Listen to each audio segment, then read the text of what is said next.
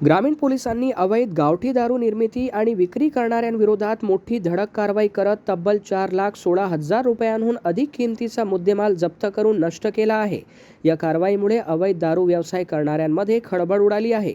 अमरावती ग्रामीणचे पोलीस अधीक्षक निकेतन कदम यांच्या आदेशानुसार जिल्ह्यात अवैध हातभट्टी दारू तयार करणारे आणि विक्री करणाऱ्यांविरोधात विशेष मोहीम राबविण्यात येत आहे।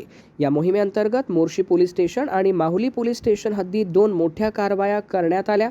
पहिल्या कारवाईत मोर्शी पोलिसांनी मध्य प्रदेशातील मुलताई पोलिसांच्या समन्वयाने सालबर्डी, घोडदेव आणि झुनकार या गावालगतच्या जंगल परिसरात छापा टाकला। यावेळी नाल्याच्या काठावर सुरू असलेली हातभट्टी आढळून आली।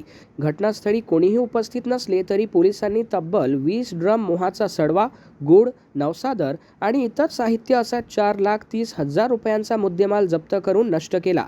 तर दुसऱ्या कारवाईत माहुली पोलिसांनी मिळालेल्या गुप्त माहितीच्या आधारे नांदुरा पिंगळाई येथील पारधी बेड्यात छापा टाकण्यात आला।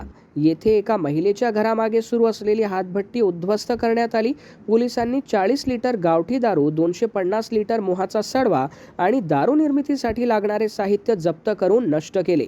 40 लिटर गावठी हातभट्टी दारू जप्त, 30 ते 40 लिटर मोहाचा सडवा नष्ट करून दारू निर्मितीचे साहित्य देखील जप्त करून एकूण मुद्देमाल किंमत 4,16,740 ही कारवाई अपर पोलीस अधीक्षक दत्ता तोटेवाड यांच्या मार्गदर्शनाखाली मोर्शीचे ठाणेदार राहुल आठवले, माहुलीचे ठाणेदार श्रीकांत कडू तसेच स्थानिक गुन्हे शाखेचे पोलीस उपनिरीक्षक नितीन इंगोले आणि त्यांच्या पथकाने RCP पथकाच्या सहाय्याने पार पाडली। अवैध दारू व्यवसायाविरोधातील ही मोहीम पुढेही सुरू राहणार असल्याचा इशारा अमरावती ग्रामीण पोलिसांनी दिला आहे।